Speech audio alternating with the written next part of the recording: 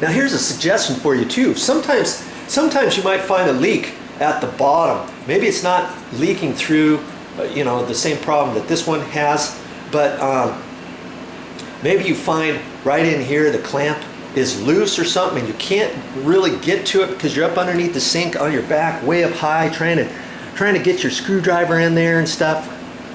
And you find out that a clamp right here is not turned properly and you can't really tighten it up. You don't have the right type of adapter to fit on there for a little socket, and you don't have enough room in there to get a socket anyways, and even if you did, maybe the tip is all rusty.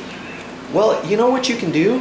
Instead of doing all that, think about taking your air gap off all the way, because when it's on the counter here like that, all you have to do is pop the top off and undo the nut, okay, that's held right here. Unscrew that, and then this whole thing, zip, just push it down and will slide down underneath the sink, and then you can reach it, and you'll have plenty of slack underneath there to get the clamp off and do your stuff. Then slip it all back together, poke it up through there, tighten it up, and put your top cap on, and zingo, you're done.